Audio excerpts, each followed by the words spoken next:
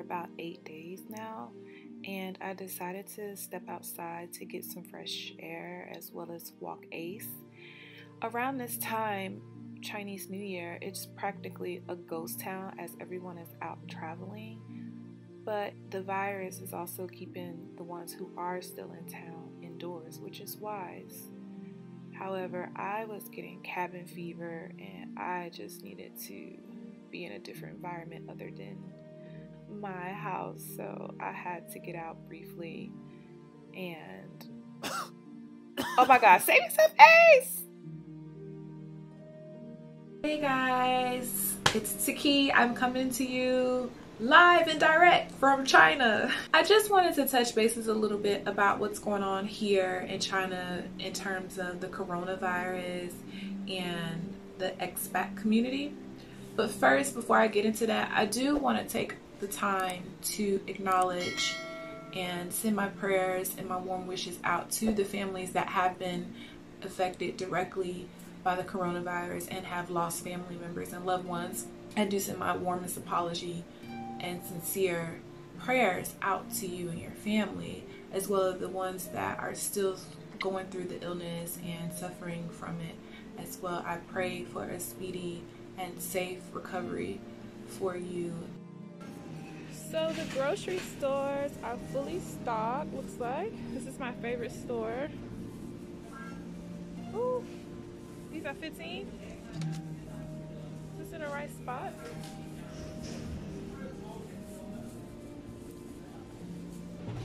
Oh, a long X. Some lettuce.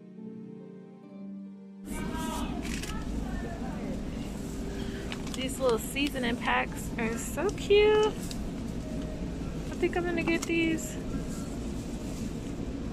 Looks like peppers, lime, and minced garlic.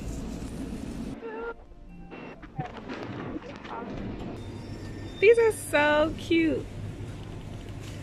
I don't know what they are. What are these?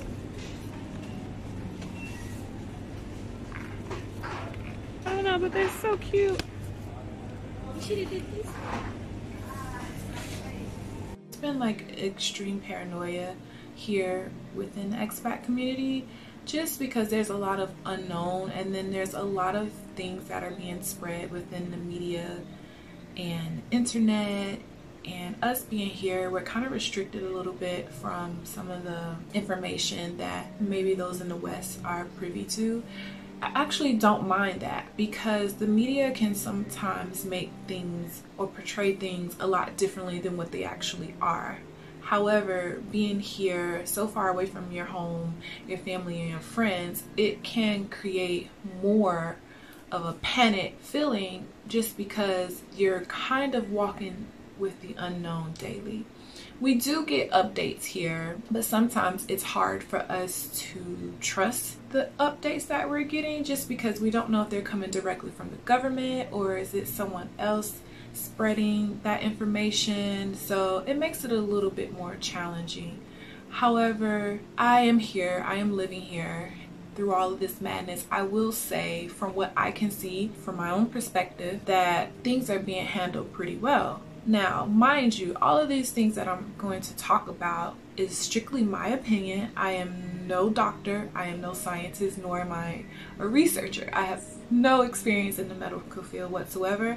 I am not here to judge anyone. This is strictly my story and my opinion. I do feel like all the things that are being put into place are what is necessary to contain the virus, or at least reduce the numbers from it being spread and the number of fatalities. I also want people to keep in mind about this virus called the flu. The flu is something that we're all familiar with in some shape or form. Most of us probably have had it at least once at this point. The flu is a virus that, when it originated, it had a large number of fatalities.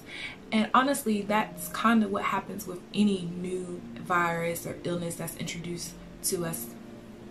There's usually a large number of fatalities, and those numbers really impact the elderly community as well as young children and those who have a weakened immune system. Unfortunately, it really attacks them really hard. A lot of times they're not able to survive at first because there is no medicine or no cure for things that are newly introduced to us at that point. The flu, even though it is not something that is new, we still have a really high fatality rate each year from the flu. Yes, there is a vaccine that people are able to obtain, but there's not a cure for the flu, and it still has a high fatality rate, and the strand of flu gets stronger each year. So I want people to be really mindful of that when we're talking about viruses and illness and things, and how to take preventative measures to deal with these types of things every day. So back to the coronavirus. I am in South China, so fortunately I'm a little distance away from the city or the province where it originated from, but there are cases of it widely spread. However, I honestly feel safe here. I really do. I see the things that are put in place, like they are doing temperature checks when you go to certain stores. They're doing temperature checks when you enter and exit my neighborhood, my community, at the security guard. They do temperature checks because one of the major symptoms, fever, cough, it's a cold virus. It's a respiratory virus. It's one of 3 coronavirus. So you have SARS and you have MERS. And if you have any familiarity with that, you'll know that those were 2 very huge, global, widespread viruses that took place some years ago. And neither of those have had a cure or even a vaccine for those. They have just been able to control it better and stop the spread of it as time has gone on, but it's still present and there still are cases of it. Actually, those viruses still have higher numbers than the coronavirus as of today. So like, for example, when you go into the stores, they check your temperature before going in there, and I think what will happen if you do have a temperature, you're not allowed to enter. So that prevents you from being able to contaminate or spread it to anyone else, because I don't think, from my understanding, don't quote me on this, I'm not sure if they are 100% sure how it's spread, whether it's airborne. I did read that it was contagious through droplets, so through a cough, I guess your saliva from coughing, or maybe mucus from if your nose is running, things like that, and someone else touches it and then they can then be contaminated with the virus, is my understanding from it. I'm not sure if that has changed or not. So it is very important to wear our masks. We are actually under government mandate to wear our mask when going in public places. Well, yeah, that makes sense. So that if I cough or sneeze, if I was contaminated, I wouldn't spread it because it's stayed confined in my mask. Perfect. That's a great way to stop it from spreading. Doing temperature checks, that is a great way to stop it from spreading. Also, I know my community as well as other communities are not allowing people who are not residents of that community to enter. So for example, we can't have visitors right now within our community, and we also can't have delivery, whether it's food or packages within the community. They have to drop it off at our security gate, and then we have to go to our security gate and pick those things up. I think that is a great precautionary measure to help with the spread. So those are some of the things that I've noticed within my city and within my community that I feel like are very good ways to try to stop the spread. You know, if there are people with symptoms, help kind of catch it early on. So those are my thoughts about that. I took some notes because it was a kind of a few things I wanted to touch on, just because it's just been so much. It's kind of been overwhelming here within our community. A lot of expats have left. They have went back to their home country, and I understand being scared. I totally understand being scared, especially now a lot of airlines have canceled flights coming to China and leaving from China. So a lot of airlines will no longer fly here or take us from here to other countries. Again, I understand that as well, because that is stopping the spread. So again, that makes perfect sense. Even though it's frightening, and it makes people feel like, oh, I'm gonna be stuck here, I can't get out. At the same time, you have to think about it logically and say, okay, we don't want this to spread any further. We want to control it where it is and fix it where it is before it spreads globally, and then what, you know? So that is a smart way to go about things, in my opinion. Also, I do know the borders are closed, like between Hong Kong and Macau, and here again makes perfect sense. The thing I think that freaks people out is that the fact that it's here in China, and as we know, China is the most populous country in the world with over 1 billion people. Some of the ways that we've been told to help eliminate and fight the virus from spreading is doing simple things that we should be doing anyway, which are wash your hands frequently with soap. If you have to cough or sneeze, you cover your face. Wear a mask when you are in public areas. Sanitize your hands, and kind of limit your social interactions or being in public places. If you don't have to be in public places, try not to go to public places. If you feel like you have any of the symptoms, seek medical advice. That all makes perfect sense.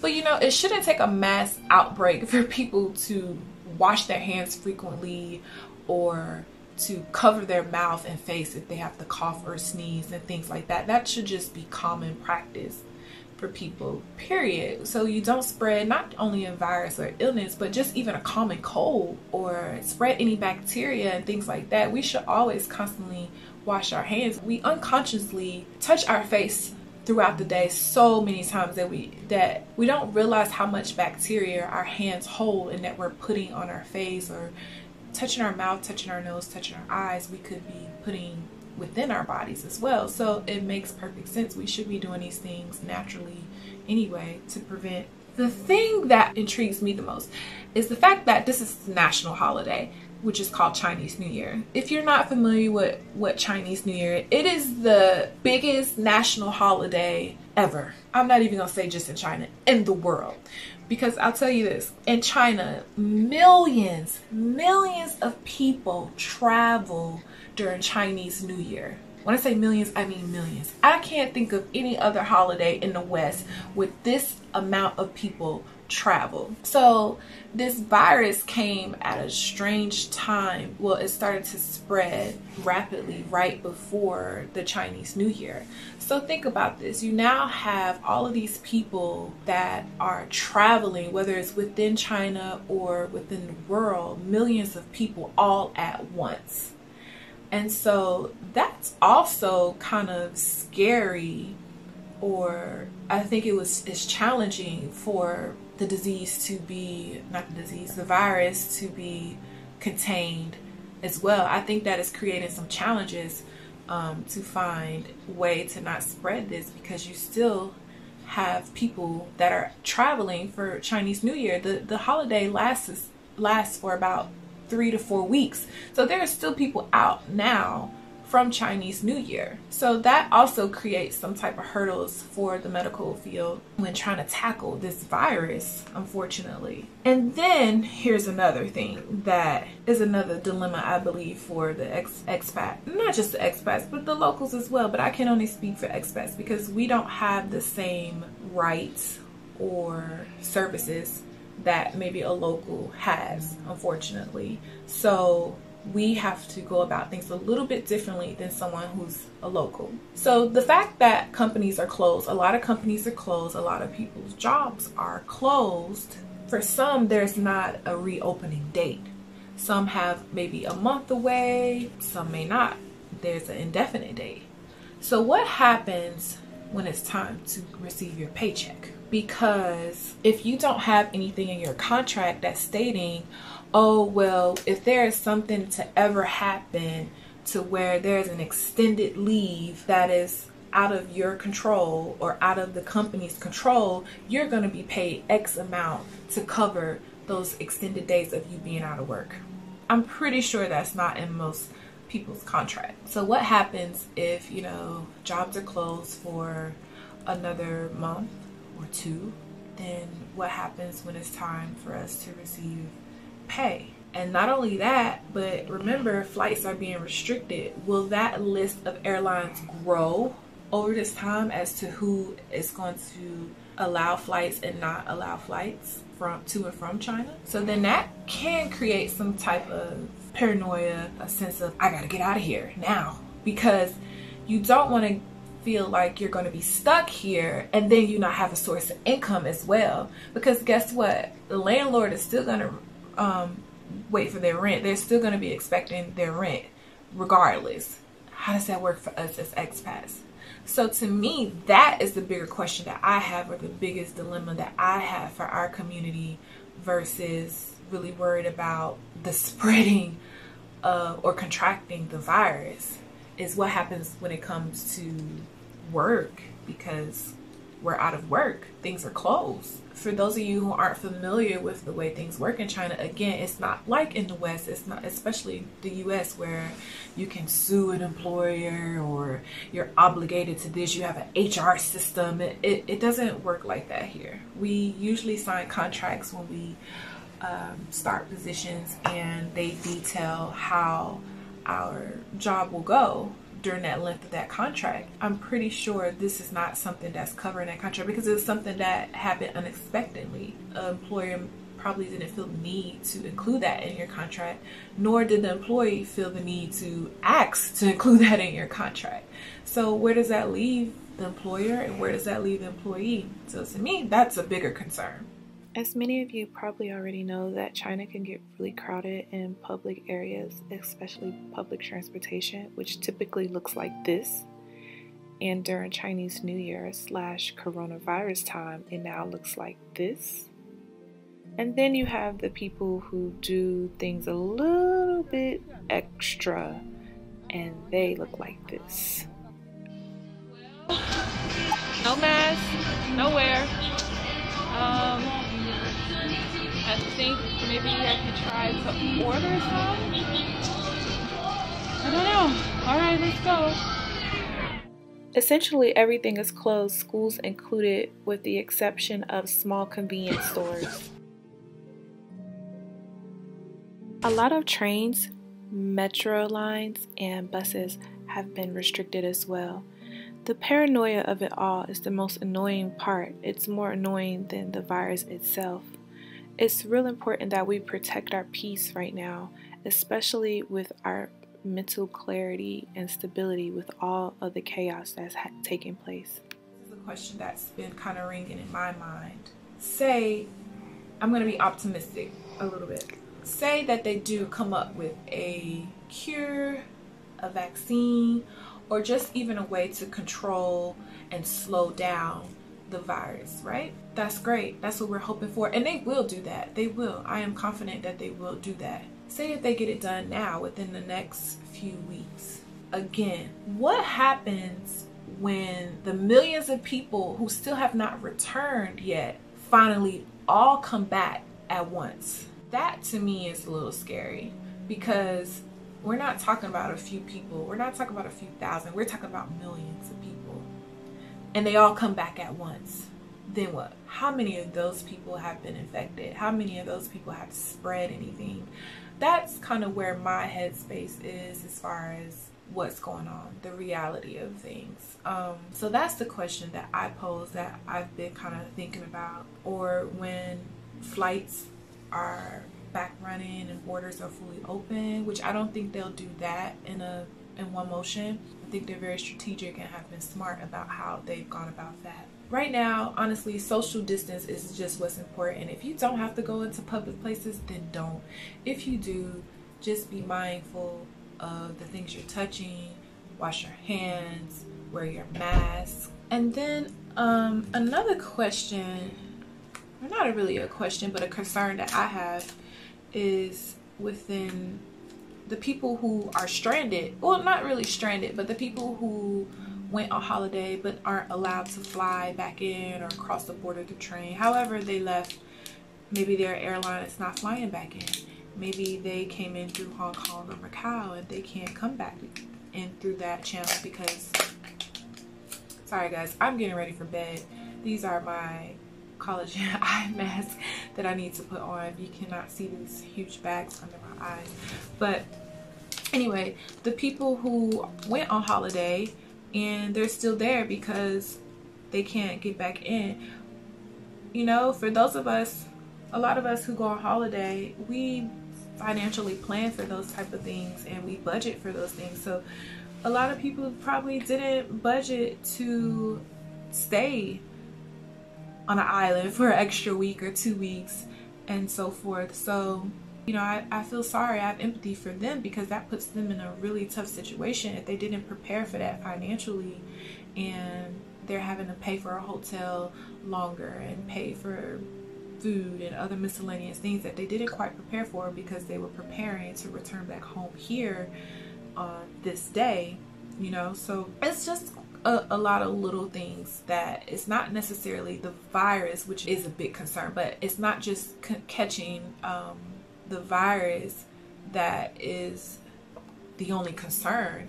There's a couple of different other entities that play a part of what's going on, especially for us as expats here. And then I thought about it as I was kind of thinking about, where do these viruses and things come from? Like, you know what, they all pretty much originate from animals. Like the flu originated from birds and pigs, if I'm not mistaken, and then the coronavirus originated from a meat market. Okay, then we just need to stop eating meat, right? That's gonna solve it, right? And we'll just all become vegan and vegetarians. Well, duh, of course that's not gonna work, because guess what? Our vegetables and fruits are fertilized mainly by manure with animal feces. That's what manure is. It's fertilizer, animal feces. And guess what? Fruits and vegetables can be contaminated just like meat from animals can. Nothing, it feels like nothing is safe anymore. What do we do? For us to be in 2020, we should be so much further advanced than we actually are, if you really think about things. And I'm talking about globally. I'm not even talking about China anymore.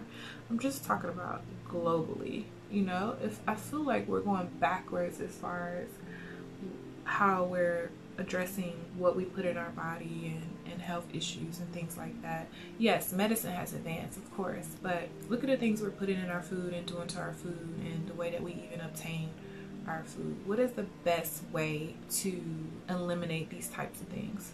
I feel safe, and I feel like they have taken the best measures and things that I wouldn't have even thought of myself, honestly, to help control the virus and to stop the spread of the virus. I feel like they're doing everything that should be doing.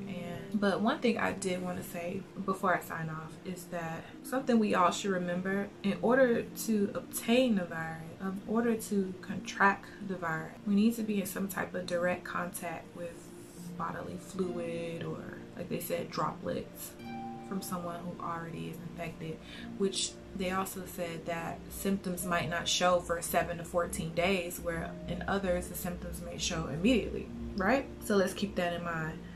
But we can all become scared and obsessively paranoid. All you have to do is be in contact with rumors.